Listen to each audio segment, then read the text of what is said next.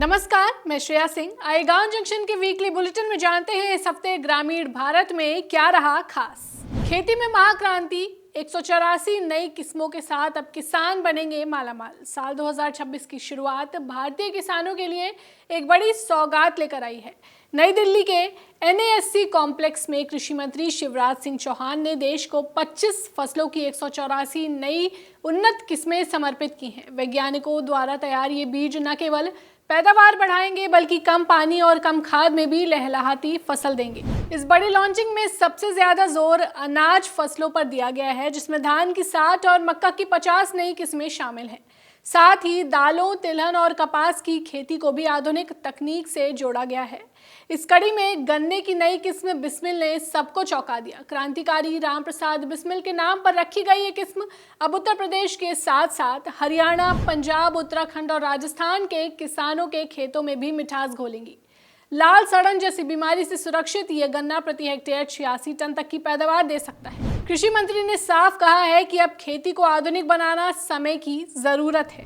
चावल उत्पादन में भारत ने रचा इतिहास। भारत अब दुनिया का राइस किंग बन गया है। चीन को पीछे छोड़ते हुए भारत 150 मिलियन टन से अधिक चावल उत्पादन के साथ वैश्विक स्तर पर नंबर 1 देश बन चुका है। कृषि मंत्री शिवराज सिंह चौहान ने कहा कि 2014 के बाद बीज विकास में आई तेजी ने भारत को ग्लोबल सप्लायर बना दिया है। एक मंत्री के रूप में और किसान के रूप में मुझे लगता है कि हम कैसे और जल्दी से जल्दी इन किस्मों को किसान तक पहुंचा पाए, नंबर 1। नंबर 2, इनकी विशेषताओं को प्रचारित करना है भाई। अब 184 तो किसी के पल्ले ही नहीं पड़ेगी। हमने तो खट बटन दबाया और 25 फसलें 184। अब ये 184 कौन कौन सी प्रजाति किस इलाके के लिए, किस एग्रो क्लाइमेटिक जोन में, किस माटी में, किस कंडीशन में, कहां के लिए सर्वाधिक उपयुक्त है, आप एक अभियान चलाइए। किसानों को खाद पर भारी राहत। रबी सीजन की शुरुआत के साथ ही मोदी सरकार ने किसानों के लिए खाद सब्सिडी का बड़ा पिटारा खोल दिया है।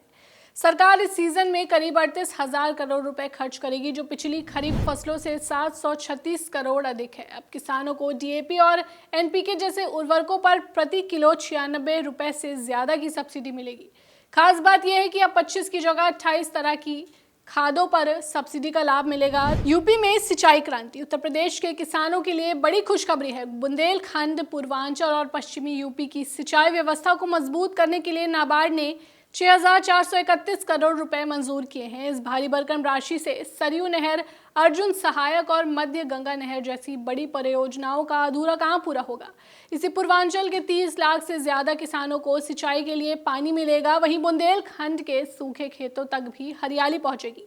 ये परियोजनाएं न केवल सिंचाई बल्कि पेयजल संकट और बाढ़ नियंत्रण में भी मददगार साबित होंगी। बिना फार्मर ID अब नहीं मिलेगी सरकारी मदद। PM किसान की 22वीं किस्त का इंतजार कर रहे किसानों के लिए बड़ी खबर है। अब बिना यूनिक फार्मर ID और KYC के सरकारी योजनाओं का लाभ नहीं मिलेगा। हिमाचल प्रदेश में इसे अनिवार्य कर दिया गया है और केंद्र सरकार इसे पूरे देश में लागू कर रही है। अगली किस्त खाद, बीज और अन्य सब्सिडी पाने के लिए किसानों को एग्रीटेक पोर्टल पर रजिस्ट्रेशन करना अनिवार्य होगा। एग्री स्टार्टअप्स को ग्लोबल उड़ान। कृषि निर्यात को नई ऊंचाइयों पर ले जाने के लिए एपिडा ने भारतीय पहल की शुरुआत की है। ग्रेटर नोएडा में आयोजित इंडस फूड 2026 में इसकी घोषणा की गई, जिसका मकसद एग्रीटेक स्टार्टअप्स को वैश्विक बाजार के लिए तैयार करना है। इसके तहत चुने गए टॉप 10 स्टार्टअप्स को इंटरनेशनल मंच पर अपने उत्पाद दिखाने का मौका मिलेगा। 10 साल में 1.25 गुना से ज्यादा बढ़ गई किसानों की आय। 2026 में अल नीनो और कम मानसून के खतरे के बीच भारतीय किसानों के लिए एक सुकून देने वाली रिपोर्ट सामने आई है। नीति आयोग के सदस्य रमेश चंद की ताजा स्टडी के मुताबिक पिछले 10 सालों में किसानों की आय में 126% तक जबरदस्त उछाल आया है। ये वृद्धि न केवल सरकार की आय दोगुनी करने के लक्ष्य से 26% ज्यादा है, बल्कि इसकी रफ्तार मैन्युफैक्चरिंग और देश की बाकी इकोनॉमी को भी कहीं तेज कर रही है। शहद और घी का जादू, गाजर की खेती ने दिलाया सम्मान। राजस्थान के सीकर के किसान संतोष पचार ने खेती में नया कीर्तिमान रच दिया है। उन्होंने शहद और घी से उपचारित गाजर की एक ऐसी जादुई किस्म तैयार की है जिसे वह सालाना 50 लाख रुपए तक कमा रही हैं। उनकी विकसित की गई SPL 101 गाजर न केवल मीठी और बड़ी है, बल्कि बिना किसी रासायनिक खाद के हाइब्रिड बीजों को भी मात दे रही है। अधिक जानकारी के लिए पूरा वीडियो देखें, लिंक कमेंट बॉक्स और डिस्क्रिप्शन में है। चलिए अब बात मौसम के हाल पर। एक एंटी साइक्लोन मध्य प्रदेश के ऊपर बना हुआ है। इसके कारण से बंगाल की खाड़ी और अरब सागर से कुछ नमी भी हमारे उत्तर भारत तक ऐड होने वाली है। तो जब नमी ऐड होती है तो धुंध, कोहरा, प्रदूषण और ऊपर की सतह में एक लेयर बन जाती है जो हमारी धूप को फिल्टर करती है। अगले हफ्ते तक फिलहाल हमारे पहाड़ों पर भी मौसम शुष्क रहने की संभावना है। आगे आने वाले दिनों में जो बादल आएंगे वो बारिश वाले बादल नहीं होंगे, लेकिन वो धूप को फिल्टर करेंगे और दिन में थोड़ी ठंडक बढ़ाएंगे। तो अभी ये स्थितियां आगे आने वाले दिनों में जारी रहने वाली हैं। आइए कृषि एक्सपर्ट से भी जान लेते हैं इस मौसम में किसान फसलों को लेकर क्या सावधानियां बरतें। तापमान में काफ़ी गिरावट है, इसलिए आप लो टनल पॉली हाउस जिसमें छोटी एक बांस की खपच्ची लगाकर रेज्ड बेड उठा करके आप पौध को ग्रो कर सकते हैं।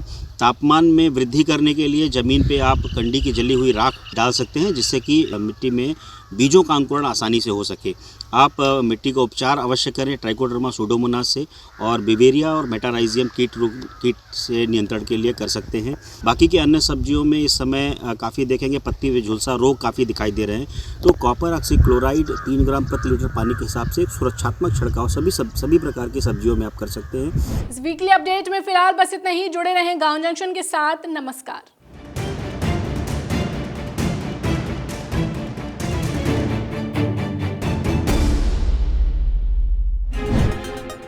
गांव जंक्शन को सभी सोशल मीडिया प्लेटफॉर्म्स पर फॉलो करें।